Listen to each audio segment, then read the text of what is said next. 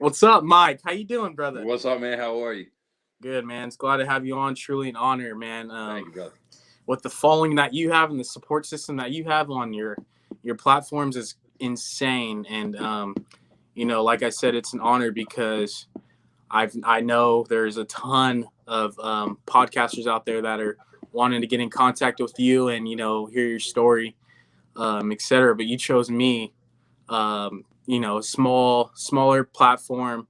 But I truly appreciate it because you know what I'm passionate about, and hearing your guys' story, which is truly an honor, like I said. But it's crazy. I wanted to talk about this real quick. It's been a crazy week. I've been trying to get these interviews in and stuff, and actually March 1st, I think it was yesterday. Dude, this dude freaking tailgated me or whatever you want to call it, tailboned me. And my whole bumper just all dented in. So I've been on the phone with insurance and all that, and I've been dealing with all that crap. But other than that, bro, I'm ready to go. How are you doing? I'm good, man. Listen, I'm thankful for the invite, man. I'm glad I could be on. You say you start small, but you got to start somewhere, right? Right. I started and kind of took things to another level. Started a podcast a few weeks ago too.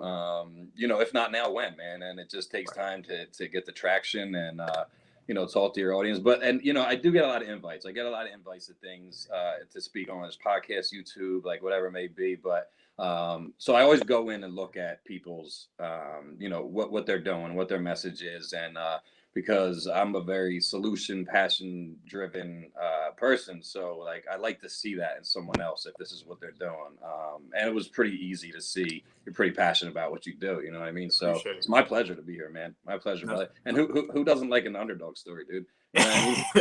Like coming from something small and like, you know what I mean, and taking it to another level. That's what it's all about. Right. Like I think I'm the definition of a damn underdog. So yeah, man, anybody I can help to along the way is what I do. I appreciate it. Well, it's people like you getting your story out there. I know it's already out there kind of, but a little more deeper into depth. So I appreciate you being more vulnerable towards me, because it's hard to get out of your comfort zone in anything you do. But Mike, like I said, thank you for being on here. Let's get into it. For the people that don't know you, they should know you. Yeah. You're hands down hilarious dude, down to earth. But for the viewers that don't know you, want to get in your background, who you are, maybe how you were, brought up, your family relationships, and maybe friendships along the way. Mm-hmm. Yeah. So yeah, my name's Mike. I'm a grateful recovering alcoholic and addict, man. Whatever platform you might see me on, I'm on Facebook, Instagram, Spotify with the podcast, different pages and support programs and stuff like that. TikTok Recovery Mike, you might see me on there. Yeah, man, my story, is just of overcoming, man, and getting outside of that comfort zone, right? Like that was one of my biggest problems. Like, you mentioned the comfort zone and the comfort zone, man, I got to tell you before I even get started, man, like the comfort zone is your biggest fucking enemy, period. At the end of the day, like it is a beautiful, comfortable place, but nothing grows there at all. Like life begins outside of our comfort zone. You know what I mean? And I had to learn that the hard way to put myself in uncomfortable positions to overcome, the anxiety and depression that I dealt with, which really is where kind of my story goes back to and kind of starts. Like I grew up in right outside of Philly, in a loving household, man. Like I had, my mom was around, my dad was around, I had an older sister. But like the thing was, I never felt like I fit in, even with my family, man. My friendships were just people in the neighborhood. But like everywhere I went, like I carried like a suitcase of masks to just like put on for whatever occasion it may be, to fit in or to do something to make you like me. Like I'm too concerned about how other people, feel about me, or do they accept me? You know what I mean? Because really at the end of the day, I didn't accept myself. I hated myself.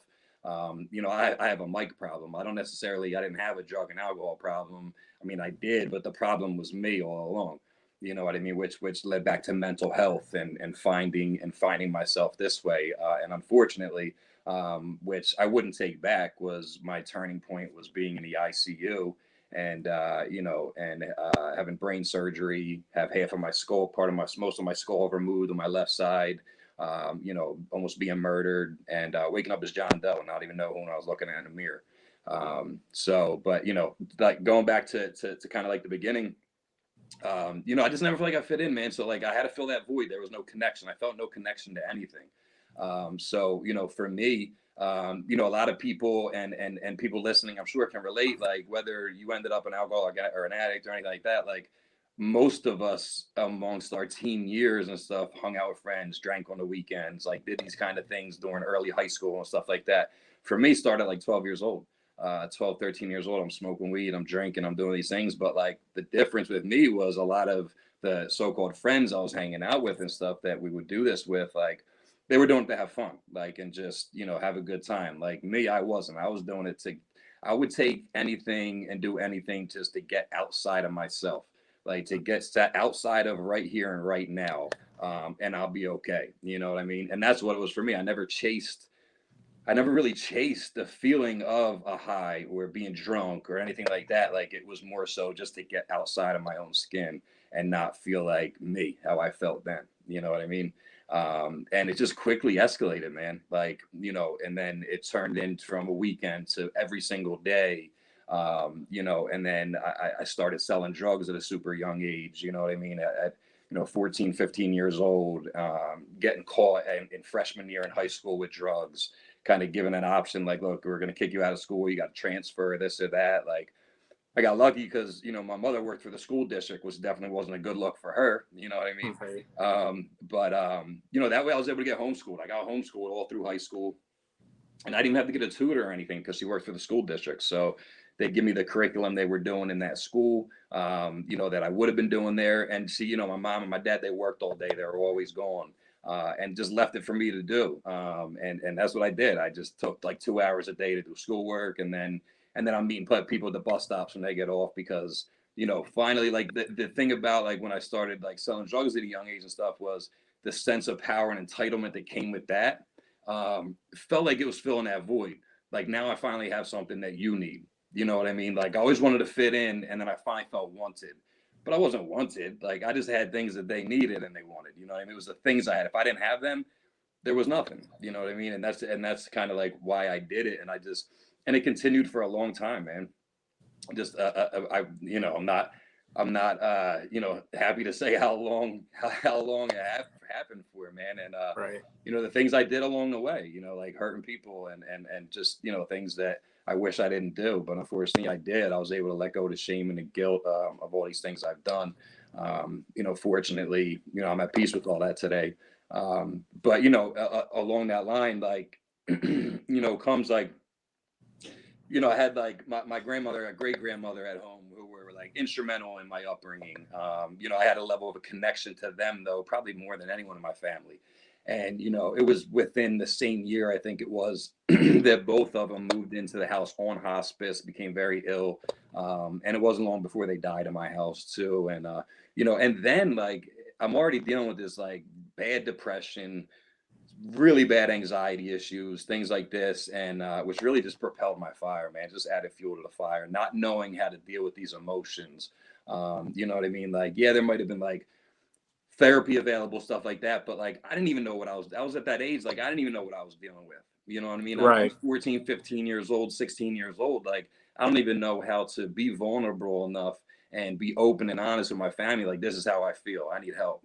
You know what I mean? I'd much rather just continue to numb these feelings and these emotions and go around them and not actually deal with them. It was just the easier solution for me.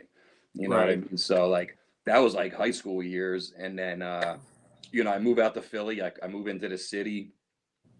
And actually right before that, what really like really set me off and got me really going down the wrong road was I finally had my first child, right?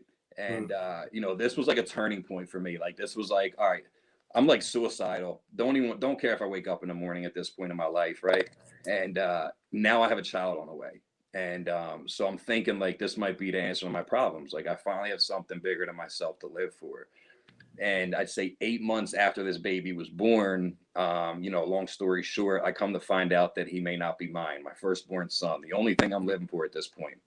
And, so I get a paternity test, longest 48 hours of my life, man. Well, by that point, at least, not yet. Right. And results come back and he's not mine, which devastated me. Like, that was my one reason right then, to live, to even breathe, really, at this point in my life. And mind you, I'm like 20 years old, you know what I mean?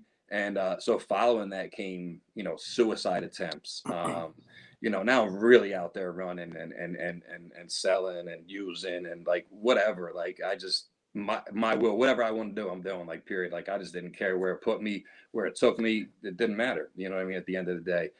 And so I moved into Philly. I'm in the area now. I'm in Northeast Philly, Frankfurt area, which isn't, the best of neighborhoods. I just continue to do the same things, man. And like, it wasn't long before. And like, the thing about, like, selling drugs, stuff like that, man, like, there's no retirement plan. There's no, 401k. There's no benefits. Like, you know what I mean? It's very up and down. Like, things run out there. You know what I mean? And like, I was doing well. You know what I mean? And at this point too, so I did end up having my first son after this, sometime after this, and got a paternity test because of what happened before. I just needed to know for my own conscience, right? And really, my life really truly depended on that test, because if that came back that he wasn't, I probably would have called it a day. You know what I mean? Test came back and he was, thank God, right? So that's my oldest biological son, who's actually 15, will be 16 soon. Who's in my life today, which is amazing. And then I also had another child also who's 12, about to be 13 as well, another son. And so I have my two children at this point. They're both super young, and things run out in that way of life, that lifestyle I'm living. So it comes a time. So now, like, that's gone. The finances are gone. So and like, I'm still trying to fill this void with all this external shit, like all this material things. You know what I mean? Like, I'm getting a new car off the lot every damn year. Like, I have a house. But like, this is what's financing all these things. And like, I'm always thinking something that tangible I can touch is gonna fill this void or make me feel better about myself, which never happened. You know what I mean? It just never happened. And so finally, like I said, things run out. I lose the house, I lose the car, and now I'm out on the street.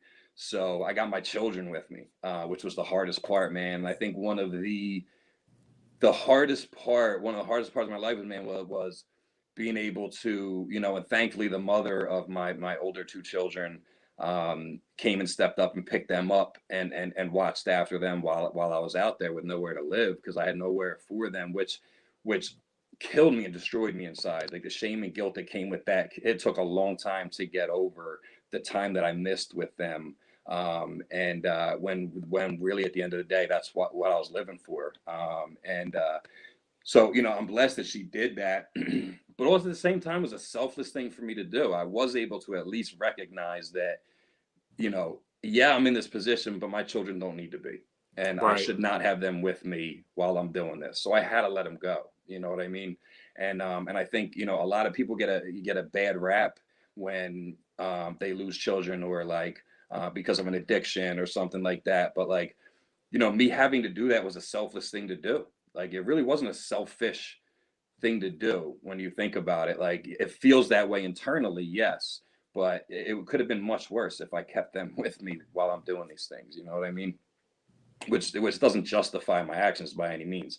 But that's just kind of, how I see it.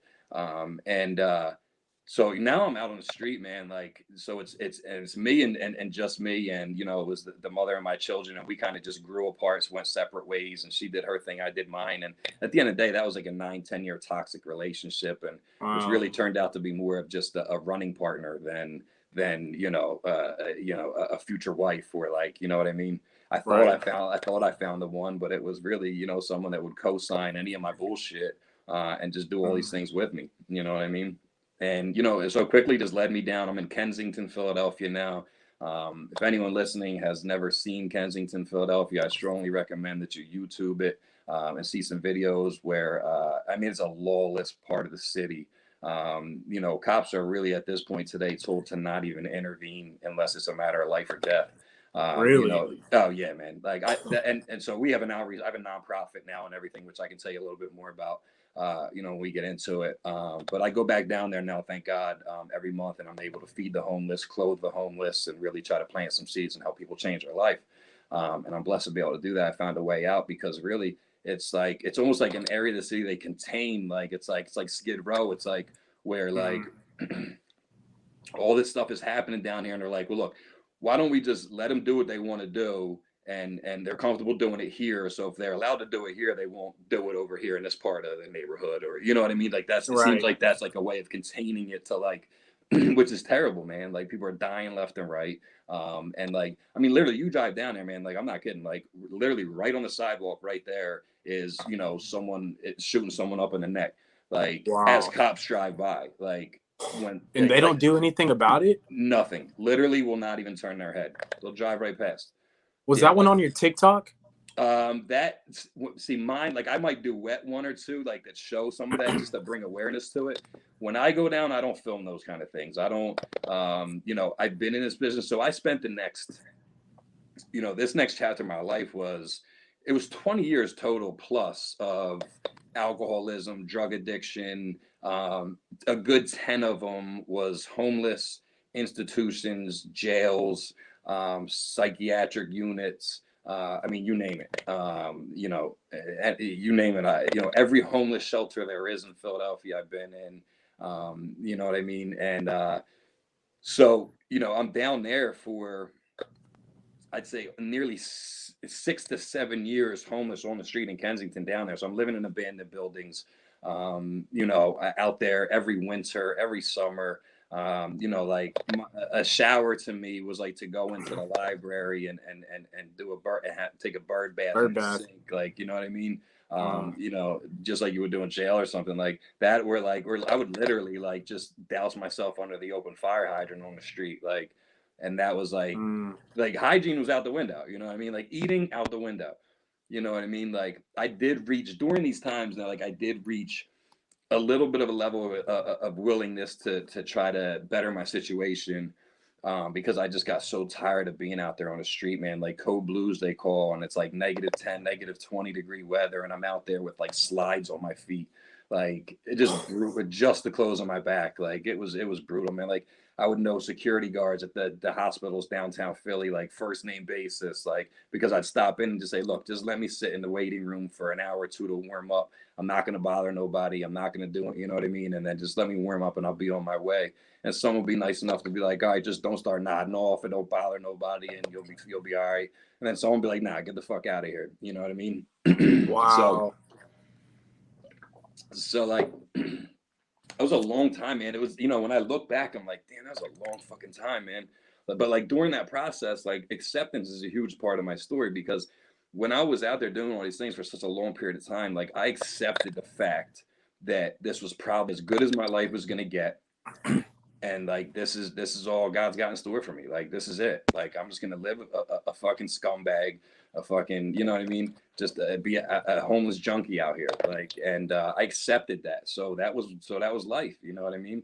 Like and when I told you my turning point of where I ended up in ICU and stuff. I had a whole different kind of turning point, a whole different level of acceptance, which I can tell you about. But like I did reach that level of willingness a couple times. So like I put myself into, I went to a treatment facility.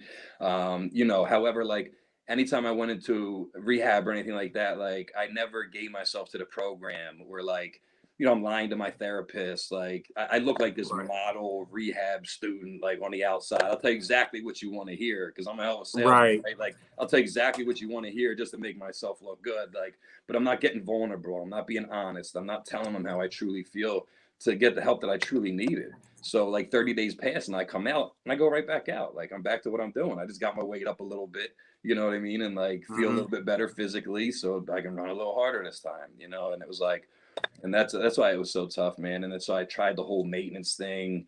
I go out on some boxing clinic, did that for a couple of years just to get kicked off the program. And then a couple of days later, I get locked up on a violation. I'm back in jail. I'm detoxing and kicking that on the floor in jail. you know, still, and then get like, be there for like 9 months or something, and get like 9 months under my belt and everything. But I've never changed the behaviors. Like I never changed anything on the inside or the way that I walked outside. Like, you know what I mean? Like nothing ever changed. So people can put down the drugs or the alcohol, but you're still that same asshole at the end of the day. Like unless you truly find recovery and like work on yourself from the inside out, like you're still that same person. You know what I mean? Right. Until you recognize like, why did I start? Like, you know what I mean? The places it took me, like making some amends to people. And like to me, I found a process of, you know, 12-step fellowship that to be able to guide me through this process of doing this. You know, when I talked about how you know, I got on the Suboxone maintenance. I did methadone maintenance for 5 years, and lived that clinic life. Went to a methadone clinic for 5 years of my life. How was Which, that? oh man, it was brutal. Like for me, that's the thing. I did the same thing for 5 years. Dude, you need to give 2 months, 2 months straight of a clean urine, right? No drugs found in your urine for 2 months. And then you can step down to an OP program and only have to go like twice a week. They give you some take-home medications. So you don't have to go every single morning to get your dose. I couldn't do it for 5 years. I could not give him not even one. I didn't even give him one. For 5 years. I didn't give him a single clean urine. Because honestly, like I put one thing down, but I replace it with another. You know what I mean? It always had to be something. I tried to, I would justify in my mind, like, all right, at least I'm not doing this. At least I'm not putting a needle in my arm or my neck right now, right? You know what I mean? But Right. I can manage the drinking. I can manage taking these pills. You know what I mean? And I was never successful. Like I was so unsuccessful every time I felt fat on my face. You know what I mean? But And, sorry to cut you nah, off, go. Mike. Sorry to cut you off. But you mentioned that though, 5 years trying Yeah. to like manage that. That I mean, everyone in the world has some type of addiction, whether it be, you know, whatever it is, you know, whatever. But I like to talk about coffee, like caffeine addiction. Yeah. It's a People thing. aren't people. Yeah, people do not realize. I mean, they realize it. You know, they'll make jokes about, oh yeah, I'm addicted to coffee. You know, I gotta have my coffee at 5 a.m. every day. You know, I gotta go to McDonald's to get my coffee before I go to work. Whatever, blah blah. Can those people go 2 days without coffee? 1 day without coffee? Probably not. Exactly. Because it's so repetitive and the whole mindset and psychological Yep. you know Repetition how and it's all reward. placed right. Yep.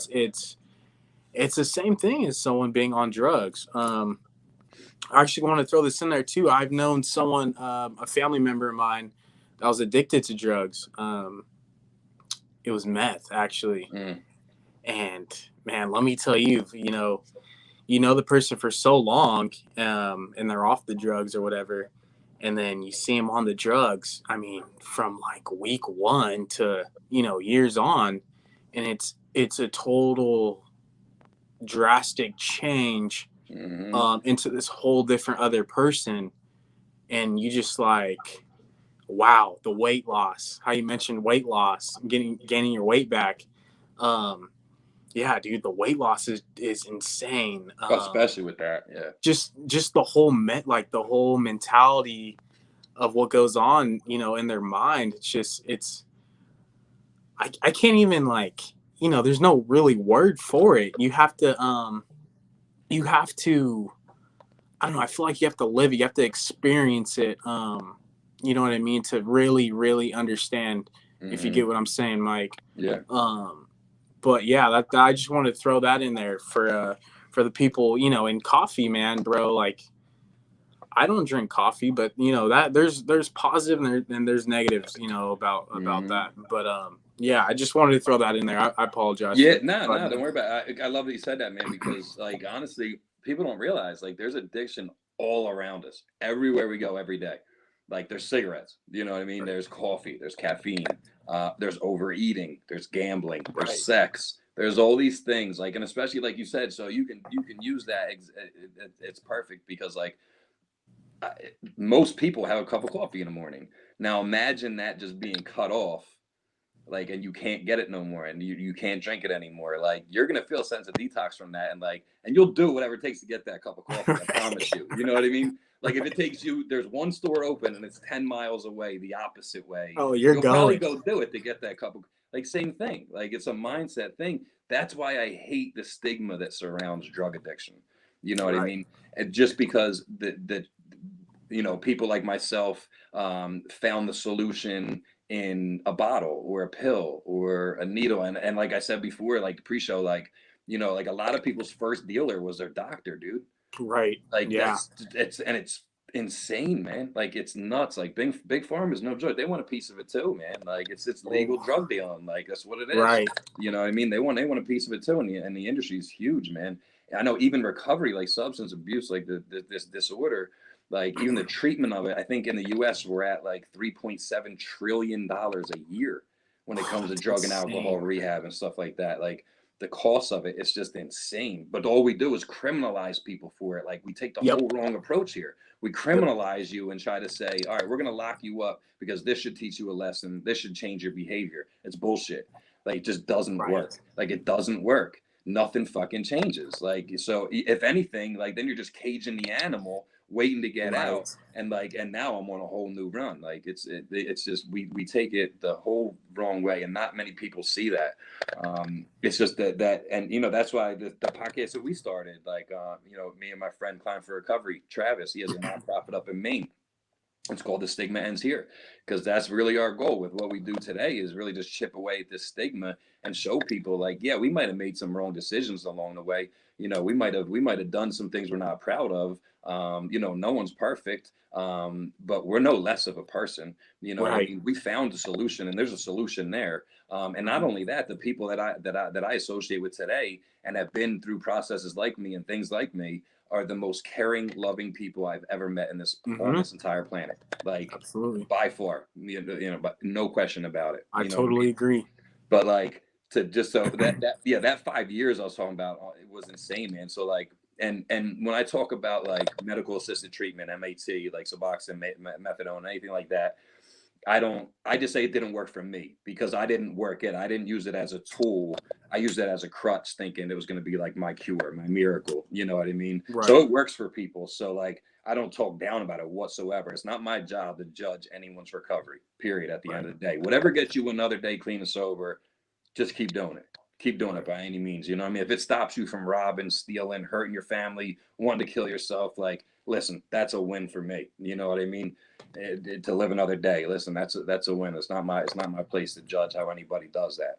You know what I Right. mean? And so it was brutal, dude. I had to go there every single morning just as I would wake up and go get the next one anyway to make me feel Wow. better in the morning. I had to go there and just get it from them, pretty much. You know what I mean? And that's what I did. And yeah, I was on there for 5 years, man. And I'm still homeless this entire time and everything too. So like, finally, enough is enough. I was like, I can't live this life, man. I can't stand this place. I hate being on this shit. Like I'm done. And so I talked to the doctor. I'm like, look, you need to take me down, take me off of this. What's that look like? How long is this going to take? He's like, and now mind you, I'm on 130 milligrams for 5 years. Yeah. So the doctor tells me, look, we'll take you down 2 milligrams a week. I looked at him. I said, look, I'm no mathematician, but I'm not waiting that long. Like, you know what I Right. mean? I could take maybe a month or something, but no, dude, that's dragged out a long period of time. So of course, my stubborn self and just wanting that instant gratification, doing what I want to do, I just walked off. I was like, nah, I don't want to hear that. You're not telling me what I want to hear. So I left and just walked off. That was a bad decision. Like, listen, the pain that came with that was brutal, man. Like, dude, it was bad, man. Being on it that long, like, it is so, the half life of it is so long. So those first couple of days, I'm back out on the street. I move into a basement of a friend that was on the program, and first couple of days go okay. I'm not feeling too bad. Day 3, 4, 5, I'm like, this is terrible. I'm in a hell of a lot of pain. Right. This detox is brutal. So I come up with this genius and idea, and I'm like, well, maybe it make me feel a little better physically and have some energy. Maybe I'll just do a little meth. Like, speaking of meth, I'm like, maybe I'll do a little meth. Like, and there's like a justification that goes on in my mind, right? And so I do, which made things 1,000 times worse. Then I'm up for 4 more days, and then I'm coming down off that. I'm like, all right, this is unbearable, unbearable. So I went away to another facility, man. I went away to another treatment, and to detox off of that. Now they can't give you any detox meds for that and being on for that length of time period of time. So it was a 28-day treatment. I completed that and it was brutal. Nothing but pain, man. Nothing but pain. It still wasn't enough at 28 days that I went to another facility directly after Right. that for 45 more days. And I was still feeling it when I left there, man. Still feeling it. And of course, like a big part of my story is every place I went to, I'd meet a female. You know what I mean? Like I always Right. need something outside of myself to make me feel good. And you know, a lot of times the treatment facilities stuff, it was females, things like that. And I'd leave treatment and move right into a female I just met. You know what I mean? And Right. it's just, you know, the success rate of that is like none. It's practically zero. There's maybe 1% I've ever seen work like long term. And so yeah, that's what I did, man. And the first thing I did when I got out, the 28 days here, 45 days there. So finally, I'm off the methadone though, and you know, I'm not putting needles in myself anymore, or anything like that. First thing I do when I get out, of course, I move into the girl who I met. I move into her house, and we go to the bar first night. My very first night out, I'm in the bar drinking. You know what I mean? And it's like it's just crazy, man. You know, just thrown all away, like. And that's what I did because every time, everywhere I went, I never put the work in on myself. Like I never changed the damn behavior or or like accurately address the mental health issue. So I'm a dual diagnosed, right? So I Right. have mental health issues and I have addiction. So, you know, they call me a dually, they call me double trouble, right? So like I got to make sure today that I keep both of these things in balance because if one is off, I'm losing the other. Like, you know what I mean? If my mental health's not in check, there's a good chance I'm gonna go back out. You know what I mean? If I go back out, my mental health's fucked. You know what I'm saying? Like, so it's a finding that balance for me to be able to make sure that both are consistently treated. You know what I mean? And Right.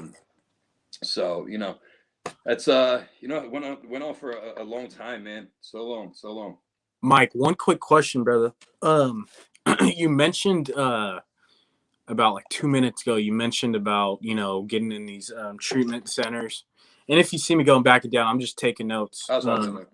Yeah, I'm just so about like 2 minutes ago, you're talking about these you meeting these females in these treatment centers, going from one treatment center to the other. Um, and you also, I remember you talking about acceptance, like being Mm, accepted. Um, maybe I don't know you. I'm not in your shoes, but maybe like feeling like loved, you nailed not it. neglected. Is that why you were so, that's why you found, a Yeah, yeah, female, whatever? Is you that hit it. part of the, was that part of it, feeling, loved and, part of something? Yeah, you hit it right on the head, man. That's pretty much what it came down to, like that validation, right? Like I just needed to be accepted. I just wanted to be accepted. So if I go in and I'm in treatment for 20 days, I start getting my weight up, like, and someone tells me, "Oh, you look good." This, you know, it feels good, right? It feels good. Right. So, like, that's what I want. I wanted that's what I want, and that's where I found it. You know what I mean? Just that, and I felt accepted. I felt, you know, just the sense of, you know, someone wanting me, like, you know what I mean, which was like not normal at this point, like, and to get that validation from someone, especially from the opposite sex, like, you know what I mean, like it felt good, you know what I Right. mean, and so yeah, that's exactly what it was. That's Oh exactly yeah. what it was. I bet. No, I bet. I just wanted to touch on that too, because I feel like a lot of people need to hear that out there. Um, Mike, one more thing. Because I'm like I said, I'm just taking notes. While you're talking, I love it. I love it. Uh, I don't know if you heard about that Oregon law. I think it was in Oregon. About like this passing, like this bill. I don't know what it was. They're allowing like hardcore drugs, in their state and being legal. Um, what are your views on that? What do you have to? What do you got to say about that one? You know, so now, I mean, we're at a point where most states have medicinal marijuana. You know, more and more are growing where it's recreationally used. You know, that I don't really get into that whole debate, like, you know, because now we're dealing with the same kind of issue also that we did when the opioid crisis started, Right. where literally you can just pay a doctor for a visit and they're going to write you whatever you want.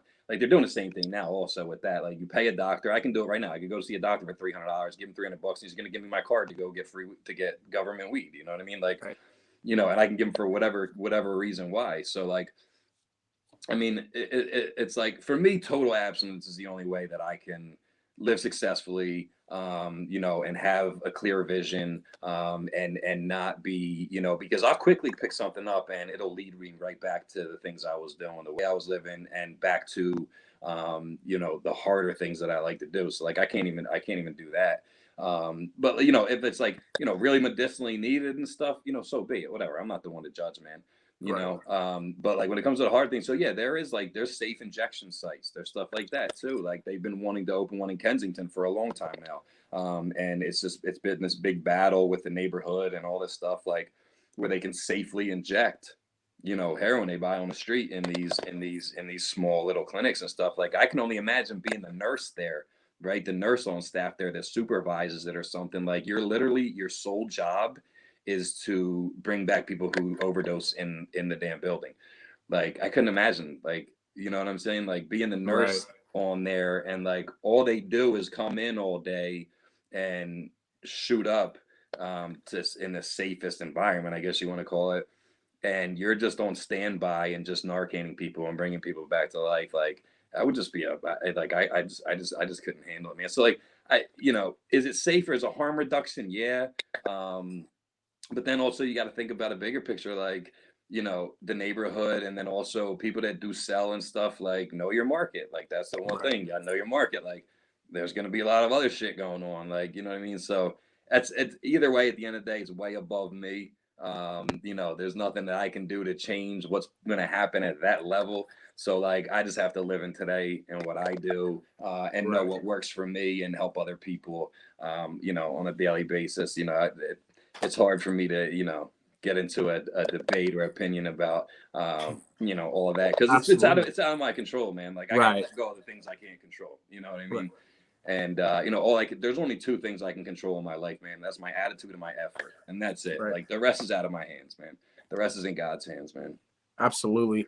I actually want to get into I just have a couple more questions, but I want to get into what you're doing now. And Mm. it is insane. It's absolutely beautiful what you're doing. Thank you, man. Because it takes a lot, you Mm. know. It takes a lot, you know, and your platform right now is, you have a huge support system, and what you're doing for others is tremendous Thank you, and man. remarkable. Um I actually wanted to, this is a pretty big question, but what takes I don't know how I'm gonna put this, but what takes an addict to become, like you said, accepted, and like understand that they're an addict? Um, like how do they, you know, it's, how am I gonna word this? It's you can't help someone unless they're ready to be helped. Exactly. Yeah. So how does that, you know, how does that come in play? You know, because you're in that shoe, you're in that, you know, you experienced it. Hmm. So I mean, what does it take? So I'll give you a couple things. So the overview of it really to me is, there's got to be a willingness, right? Like that's why, like you see like intervention things like that, like people that do interventions on people, and like they sit them down, the family, and these I all surprise them and say, look, we don't like how you're living, you're hurting us all, we expect you to stop, or this and this is going to happen, or we're not going to be here, or this and that. Like that's the opposite of how we should treat people. You know what I mean? Like that's a level of shaming them, and saying like this is what we expect of you to do, or else we're going to disconnect from you. When we, what we really need to do is show support and love, and on any level, you know. And there's a big difference between supporting and enabling, of course. You got to draw boundaries, but you should never say I won't be there. It should be the opposite. In these times of need, I'll be there for you to talk to or to sit with, or you know what I mean, things like this. Like, but there's got to be a sense of willingness. Like once someone truly willing admits, first of all, that they have a problem, you know, that's step one. Like, you know, I know people that have lost a job, or you know, nearly lost a relationship, and that was enough for them to say, you know what, that's enough for me. Like I've gone too far and I'm going to change. And some people are successful at doing that. Me, on the other hand, I'm one of the most stubborn people that ever lived, I think. Like I needed to learn everything the hard way and then try it again and again and Right. again. and just see if I could get by, you know what I mean? And so it's accepting the fact that, look, like, you know, because of these drugs and alcohol or whatever it may be, gambling, sex, overeating, like my life's become unmanageable. You know what I Right. mean? And be willing to say that, you know, it's going to take something greater than myself. I can't do it alone. It's going to take something greater than myself to find a way back to who I'm intended to be, who I was created to be, and finding self, like finding true self, your authentic self, which took me so long to do. Like, so for me, my turning point, like I talked about earlier, so I went back out. You know, I was at this point in my life too, right? Like, so this is after all the rehabs, this and that. Like, I'm back on the street, and this is after I go drinking again the first night. At this point, though, I'm wanted by 5 different counties in southeastern Pennsylvania, so they all want me for violations, charges, this and that, and so I'm walking down the street one day, and I carry ID on me, but like I try my best to keep it hidden. I'll put it in my boxers or something like that in case I get stopped and searched, because I know I'm wanted. So like Right. I'm always like I was on the run most of my time out there. Someone wanted me somewhere, you know, like legally.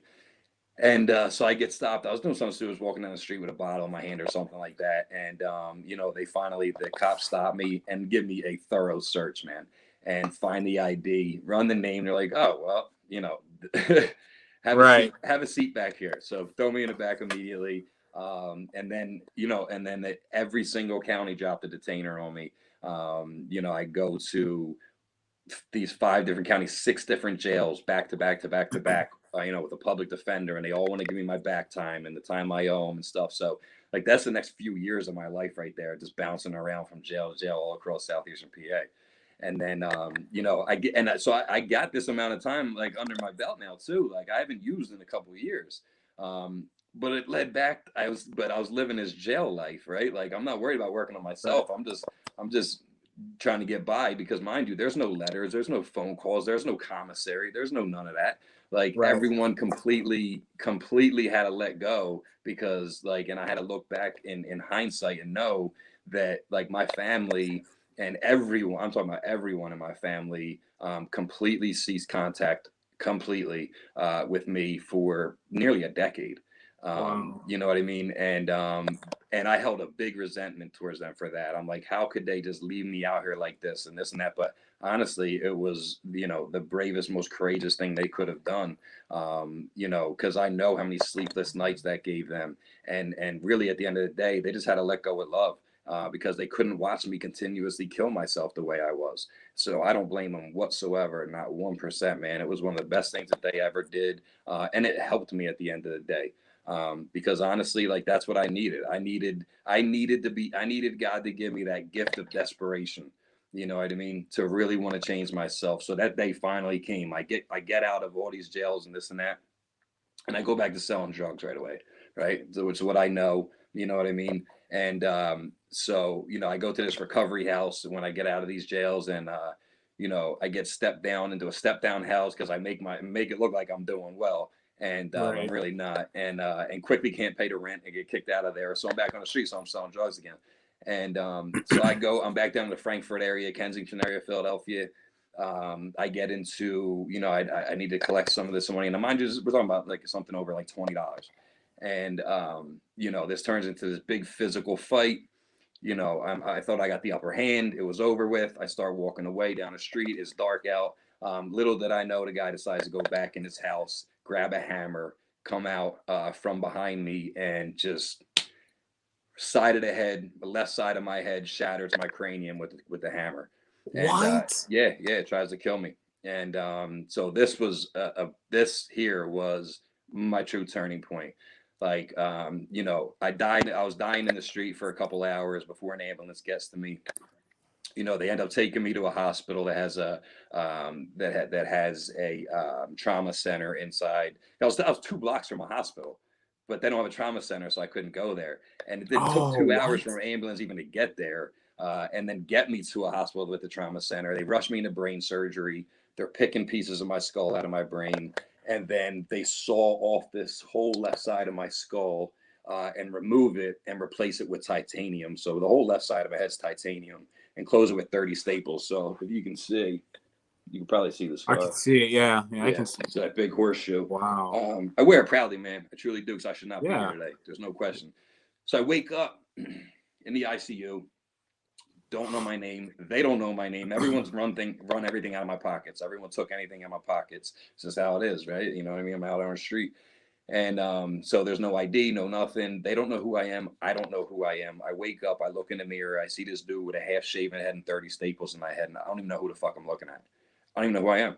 I don't know how I got there. I don't know what happened. My memory's completely gone. I don't know what's going on. Like, talk about powerlessness, man. Like, at that moment, was a scary that was a scary day, man. Like, it was truly something I'll never forget, man. And the craziest thing is, and so I can't remember anything, right? Like, I don't even know who I am. I don't remember, you know, there's two big things that happened here that changed my life. So I don't even know who I am. Don't know what happened. I do know, however, I get a sense of why ever I'm here is my fault. Whatever I'm here for is because of my own doing. This is my fault while I'm here. I get a sense of this, but also, like, I have this sense of forgiveness, which I've never really felt before. Like, I always looked at the word forgiveness as you say you're sorry to me, and I say, all right, I forgive you. Like, and it was Right. left at that. You know what I mean? Like, it wasn't until this day that I truly woke up with this overwhelming sense and feeling and actual emotion of forgiveness that I never felt before. And I knew that that was something way above me that made me feel that way, which was huge and instrumental into the beginning of my recovery. And not only that, the second part to that is, like I said, I couldn't remember anything, even who I was. I couldn't walk, I couldn't talk, I couldn't write. Almost sitting there like a vegetable, right? And all I can remember is scripture. The only thing I could remember was scripture, like verbatim. And the biggest thing that stuck out to me, I just kept literally hearing it. Forgive them, for they know not what they do. Forgive them, for they know not what they do, which is what Jesus said on the cross to the people who actually killed him. And it was like goosebumps even right now, like saying about it. I Like, just got the it was goosebumps right now. it was Oh my. literally a spiritual awakening for me, man. Like, it was a big bright white light I've been waiting for. And so the early part of my process right there, that first year, was brutal recovering from that. And I'm not talking about the recovery from drugs and alcohol. I'm talking about physically, mentally, emotionally, like all these things, learning how to walk, learning how to talk again, learning how to write. And while I was in the ICU, I couldn't talk to nurses, none of this stuff. I did get a point across to him, though, that I am an addict and I don't want drugs anymore. So after I came to, I refused the narcotics. Got through brain surgery with Motrin, man. Like, when I tell you pain is temporary, pain is fucking temporary. The strength that we truly have inside of us is absolutely endless. It is bottomless. If you dig for it, it is there. And that's what I did. And so I couldn't communicate with anybody verbally. So, but I kept hearing this other voice with these giving me these scriptures and stuff, and that's the line of communication I kept open the whole time. So I just kept talking to God, dude. Like, I was raised in a Christian household, right? But we Right. went to church on Sunday and we left it there, and that was it. That's religion. That's a man-made building, four walls. You go there, you do this on Sunday. That's religion. It wasn't until this day that I truly, truly made it a relationship, and it was spiritual, not religion. It was spirituality, and I made this a personal relationship that I had with God, that really started changing my life. So, like, he literally gets all the glory, man. And then I see, like, all the times there were stabbings, there was like all these other things, overdoses, suicide attempts, all these things that I've done that he allowed me to still live through. Like, and people ask me all the time too, they're like, would you take anything back? Like, would you take anything back or change anything from your past? As painful as it was, and how much shit that happened out there, I would not take anything back. I would do it all over again, Right. because this is the road that I had to go to finally find myself. And, like, we were all created on purpose and for a purpose, and I was finally able to find what I'm here to do and who I'm here to do it for. You know what I'm saying? Like, this what was huge, and it took me till I was 32 years old to figure this out. but better That's late all than right. never, right? Right. So like as long as I remain in him now, he remains in me, man. And the doors that have been opening are amazing, man. Amazing. Like, so now, mind you, this was 6.5 years ago. The Right. people that have this kind of injury that I have, statistically wise, medically speaking, 50% of people either die within the first 5 years or severely decline in mental capacity within the first 5 years. So it's been 6.5 years for me since this has happened, and I'm stronger than ever, like in every way in my life, physically, mentally, emotionally, spiritually. Like, you know what I mean? So, like, talk about like underdog story, define the odds. Like, literally, I tell you, when people say, like, if I can do this, anybody can do this, literally, I promise you that if I can fucking do this, anyone can do this. That first year, I'm going to get in a van, going to speech therapy, physical therapy, vocational therapy, and busting my ass 5 days a week to learn how to walk again, to learn how to talk again, to learn how to write. You speaking with me today. If I never shared that with you, you probably would have never known. Right. 6.5 years ago, I literally couldn't even speak. I didn't even know my damn name. You know what I mean? But I was able to Wow. finally, God showed me, man, like, and finally turn all this life of pain and turn it into a purpose, man. And what he delivered me from is just unfathomable. Like I literally to this day cannot wrap my head around the grace and mercy that he has showed me to allow me to do what I do today. Which, and then I finally was able to talk, walk, write, get back into work, and I get back into sales and shit like that. And I find myself just, stressed out so much, like worrying about quotas and this and that. So, I prayed about it, man. And I'm just like, I need to just change, I'm living in the solution now. You know what I mean? Like I'm helping other people, find a way out of addiction. And why not just make this, a career path also? Right. So I did. I left. I took a huge pay cut, a huge pay cut. I was making a quarter of what I used to make at one point, and I got into working in inpatient facilities, and then I was a 12-step instructor. Then I was a residential counselor, a mentor, a recovery coach, all these things. And, finally now it's like, all right. And then I find the things that I don't like about corporate wise, things like this and stuff like that. So, finally then like I come on TikTok, right? And, like I said to you before, like I came on as most of us older folks do, like, I'll be 39. I'll be 39 in more next month actually. And so I come on, I'm just like trying to get a laugh at some videos and stuff. And then I decided one day, I'm like, let me put a video out there just encouraging someone or try to inspire somebody, man, to do better. And it just went from there. And I just kept doing it, man. And it's amazing how that's grown. And then I started that at the hashtag Recovery Army, which is now I think probably about 12 million views or something, and uses of that, which is amazing. And then like lately, then we started Zoom meetings and we do 3 of those a week. And then I got involved with We Are Warriors magazine, who's based out of Canada. A real good friend of mine, who's like a brother to me now. His name is Nick, and his soon-to-be wife Sheena. They have a nonprofit based out of Canada in Saskatchewan. And it's We Are Warriors. It's a magazine. It's online. You can subscribe for free. And I'm a part of amazing content writers there, and I do actually out loud spoken speeches. So a lot of it's art. People have written articles. Mine's different. It's called No Holds Barred, Out Loud and Raw. And because I don't sugarcoat anything, I talk just like I'm talking to you Right. now. You know what I mean? I just try to give some words of encouragement and motivation and inspiration. And so it's like a whole video with the backgrounds and the music and the visuals and stuff like that. So it's pretty cool. It's really awesome to be a part of that. And then 2020 hits. This is like I'm just starting to look at TikTok stuff like that. 2020 hits, and I'm in the gym, and I blew a disc in my back, and so then that day I'm in surgery to remove a disc, and it bulged completely. It was pinching my sciatic nerve. It bulged completely out, the lowest one, the L5S1.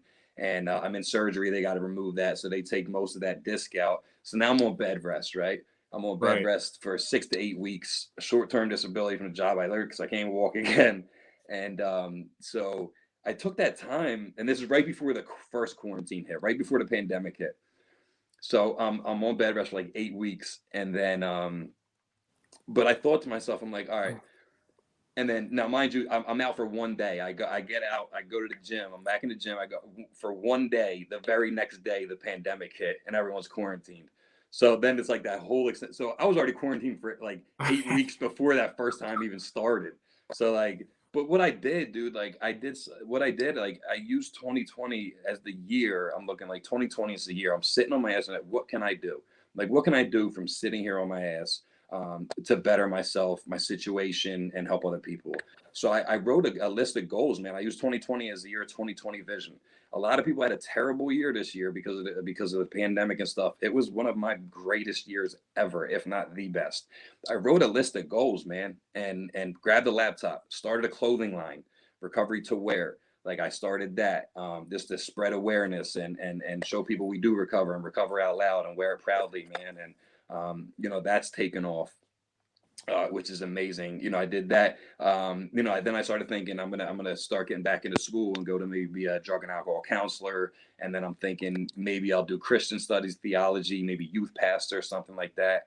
And I didn't know which way to go. And I prayed and prayed and prayed about it, man. And then God told me, man, He just says, use your voice, just use your voice.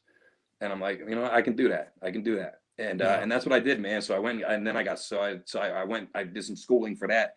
I got certified. Professional motivational speaker. I went back in. I got my master's in that. I have a master's certification for public motivational inspirational speaking. So now I'm speaking places, doing the clothing line, like all these things, like all that I put on this list, I exceeded this year. Like it was almost like it was easy because I felt like I was doing what He told me to do, man. Like I just followed what His will was for me. And this and I had the passion behind it. Like the stronger my why, the stronger your why of why you're doing something, the easier the how becomes. You know what I mean? It just seemed like it flowed so naturally and so easy to accomplish these things because it wasn't truly what I've always done myself, my own way, my whole life. It was finally, I was doing it for my creator, man. And it was so easy to do, you know what I mean? And there was a passion and drive behind it that was like no other that I've ever felt, you know what I mean? So then, like, I'm coming across TikTok too, also as well, did the whole Recovery Army thing. And then, like, this thing kind of blows up. And then I'm like, all right, so then I have this. There was this one weekend we called the Bro Variety Bash. I had a really big creator from Texas fly out. I had another one from South Carolina fly in. One from Maryland drive in. Across PA, a few came in, and we had this big weekend. I took them down to Kensington. We all gave back to the homeless and stuff like that together as a group. It was awesome. And then and I did it the next month again with local people and people that wanted to be involved with PA and Jersey and stuff like that. And then I'm like, all right, I can take this to another level. Like this is what I need to be doing. Like this is what I really need to be doing because I can't ever forget where I come from. Right. I can't, man. I can't. And it's not easy to go back and do these things, but I have to. Like I'm led to do this. I need to go back and show these people it because it's so hard to get out of there that there is a way and it is possible, man. Like it's literally like I have to. I just have to. It's not a job to me. It's my assignment. Like I've been told to do this, and I need to do it. So that's what we do, man. And then I said, you know what? I'm going to start a nonprofit now too. I have a speaking business now. I have a clothing line. And now it's like, you know what, now it needs to be focused more on the community and really giving back to the community, especially where I spent so much of my life and just the hopelessness and desperation. And so that's what we do, man. I founded, with my better half, Jen. It was my fiance. We just got engaged also, which is awesome. Congrats. Thank you, man. And, we started Recovery Army Outreach Incorporated. So now we're doing this on a whole nother level. We're incorporated now. We're a charitable nonprofit organization, and we go down back to Kensington every month and just show a piece of humanity, man. We go down and just show people, the same people that I was in the same situation as, literally in the same spot they sit in, and just let them know, like, look, we care. You're loved. There is another way. You're valued. You were created on purpose and for a purpose. There is a way out of here. I can tell you firsthand that it's possible, man. So we plant seeds and try to help people, but we bring down We bring down 100 hot meals. We bring down bag lunches. We bring down backpacks full of socks, gloves, jacket. We have literally, we go down with like 4 SUVs every time, man, and just set up shop and help like a couple hundred people at a time, easy. You know, and just and in the hopes that someone might want to say, do I go down with an unrealistic expectation, saying someone's going to be like, you know what, I'm done with this. Yeah, let's go. Can you get me a treatment? You know, ultimately that's incredible because it has Right. happened actually, but Mm. I can't go down with that unrealistic expectation, but it does happen. So that's the goal. So like we go down showing we care, man, and just I guess the little things, man. It's just those little things. And you know, so now we're just involved in so many different levels, and the goal is really to get them off of the street, get into treatment. We can help them with that, get them into treatment or like an IOP program or therapy, whatever it may look like, and we help facilitate that. We're kind of like resource brokers, and like we do that.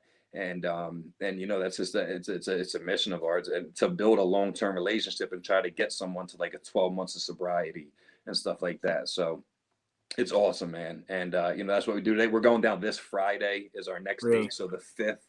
So it's the second day. We go down on Friday the 5th is our next outreach. We'll be down there. So yeah, man, it's great, man. Just been partner up with some people, and then like huge things are opening up now, man. It's like as long as I stay on the line, like I no longer am the one behind the wheel anymore, and it's amazing, man. I get to I ride the train, right? Like, but I'm not the conductor. As long as I just stay on that damn train and follow that path that's set before me, the doors that are opening are amazing, man. Like Right. I can't even like I don't even ask for a lot of these things, and the opportunity just presents itself. You know what I mean? Like, so I'm going to September. I'll be going down to Kansas, Dodge City.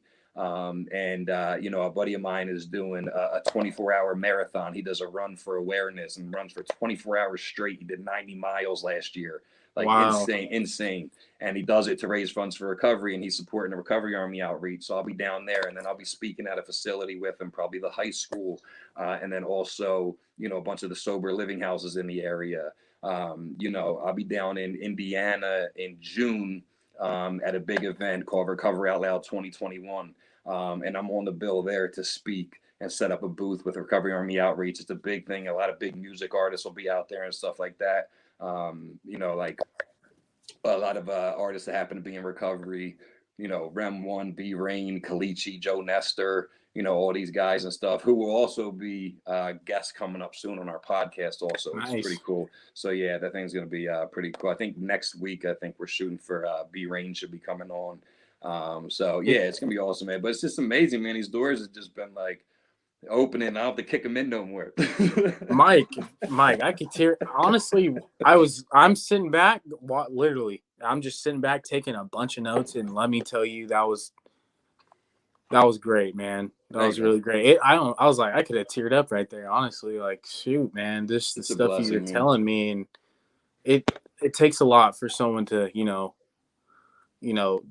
tell someone about their hardships in life. You know what I mean? And 20 years of that it's a lot. It takes a toll. But I mean, now look at you now, Mike. Yeah, man. Look at Hey, you now, Mike. that's the The thing, role man. model. It's a role model. I'm not, driven by fear no more, man. I'm led by faith, man. And like, it's just, it's amazing, man. Yeah. Like, and that's why I tell anybody, like, if you think something's impossible in your life, like, I can't stand the word, man. Like, I tell everyone, remove the word impossible from your vocabulary, dude. The word itself says I'm possible. Like, Right. that's a bullshit word, dude. Like, it's just a fucking excuse and justification that you can't do something. Like, literally, like, was so amazing, man. It's like I literally could not walk, talk, or write. And I don't say this like as a pat on the back, as the glory goes to God, dude, but just to prove a point that listen, you can do anything. If I came a point from where I literally could not walk, talk, or write to being a professional published speaker and writer, you know what I mean? Physically being in better shape than I've been, and I don't even know how long. Like I couldn't write and talk, and I'm a published speaker and writer. Like it's crazy, dude. Like you tell me you can't do something. Like I'm gonna tell you you're lying. Like you just haven't really tried. Like just you know what I mean? If it's passion driven, dude, I'm telling you, man, it's the sky's the limit. And I don't even like that term, the sky's the limit. There's footprints on the fucking moon.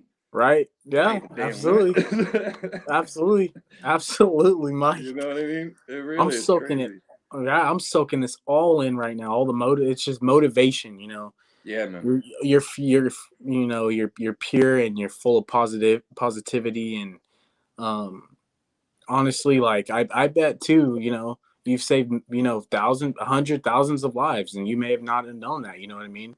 But keep doing what you're doing, brother. Thank you, Like brother. whatever Yeah, you're man. doing, it's working, and everything Yeah. happens for a reason, dealing with your hardships throughout your life, especially dealing with the head injury. Mm-hmm. And then it finally clicked. Um, Yep. and then now look at you, like a motivational speaker, advocate. It's it's truly like inspiring. But I don't want to keep you on too long. Um, I wish I could keep you on long enough, like 3 hours, man, because I can just sit here. I've had, I don't want to keep you on because I have questions on here too that I wanted to ask you. But you're kind of already talked about it. Um, but I mean, even if you're willing to do another part two, Absolutely, I man. want you to talk about just because I feel like you're the perfect fit for this. Not because I can care less about um, you know your platform and where you're at, because I'm not for that. I'm for the story. Like I saw your post and I'd even look at your following. Like I just saw your video and I like Mm-hmm. messaged you, whatever. But mental health. Yeah, man. I want you to talk about mental health on a part two, which would be good, Yeah, I'm because you all could about it. truly inspire a lot of people and give them pure advice.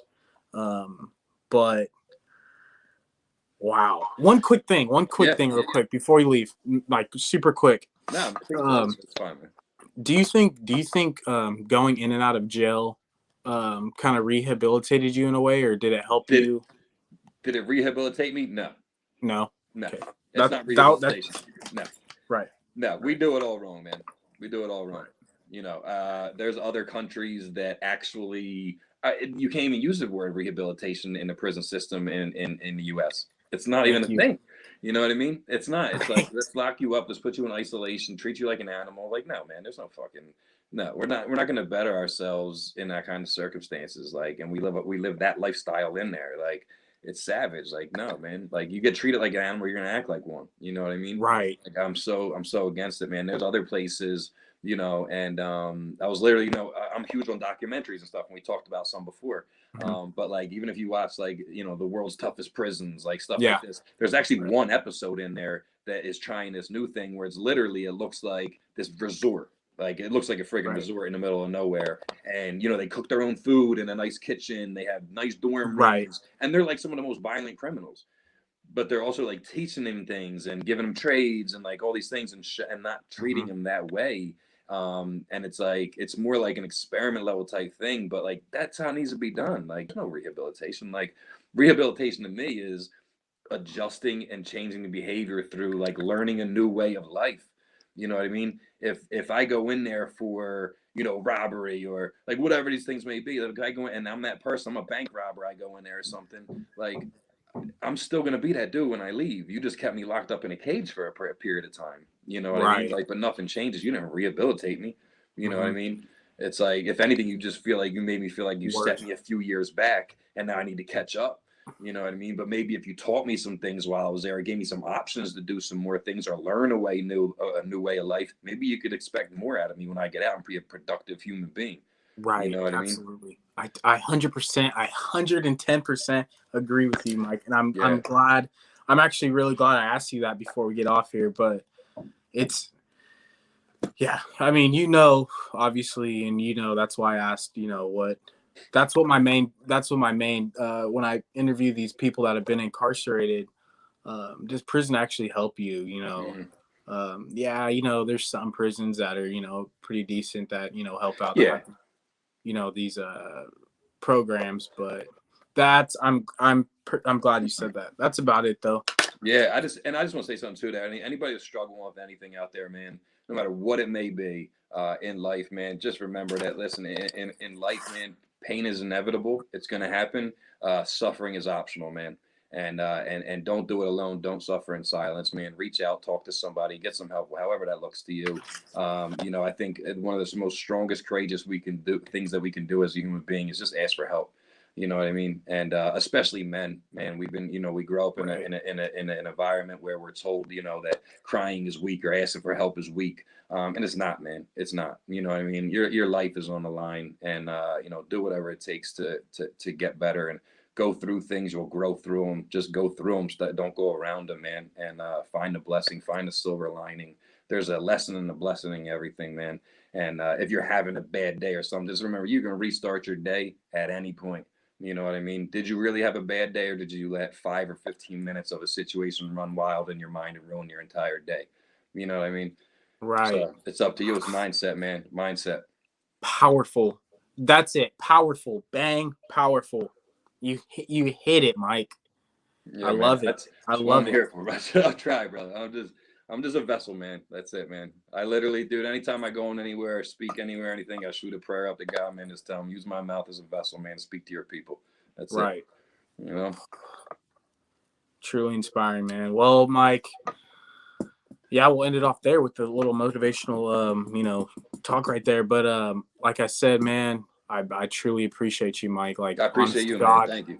No, honest to God, I appreciate you for coming on here, because it really means the most to me. Obviously, my fan base, whatever, it's a little small right now, but people like you, your stories, once my subscribers hear your story, it's going to get up there. But yeah, don't even worry about the numbers, man. It's not right. It's reaching it's not that about one. that. It's reaching that one. That's all that matters, dude. Right. I don't care how many followers I get on anything, man. If I reach one person that hears a message they need to hear, listen, we did our job. That's it, man. You know Absolutely. what I mean? Well, Mike, I'm glad I had you on. Thank you, brother. I'm not gonna leave you on the cuffs too long, brother. I'm gonna let you go now. I appreciate you, man. Yeah, no more cuffs. No more cuffs. Well, hey, Mike, I'm gonna keep in contact with you. Yeah, man. One more thing before you go. If you can email me, or you can even text me too if you want. But you can email me some of your accomplishments throughout your life, and the links to your merch, because I want to check that out as well. Sure.